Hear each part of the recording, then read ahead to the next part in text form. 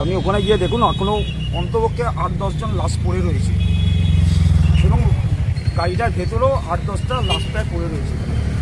মানে অনেকজন প্রায় 25 শিলিগুড়ি থেকে কুচবিহার থেকে।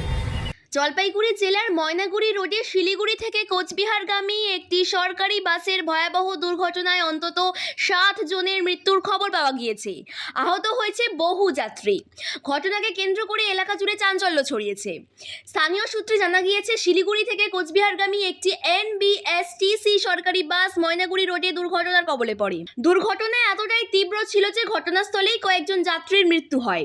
পরে হাসপাতালে আরও কয়েকজনের মৃত্যু হয়েছে বলে জানা গিয়েছে। দুর্ঘটনার খবর পেয়ে দ্রুত ঘটনাস্থলে পৌঁছায় পুলিশ, দমকল এবং উদ্ধারকারী দল।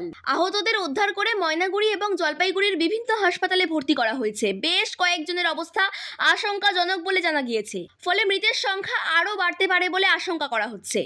ঘটনার জেরে কিছু সময়ের জন্য যান চলাচল ব্যাহত হয়। পরে পুলিশ ও প্রশাসনের তৎপরতায় পরিস্থিতি স্বাভাবিক করা হয়।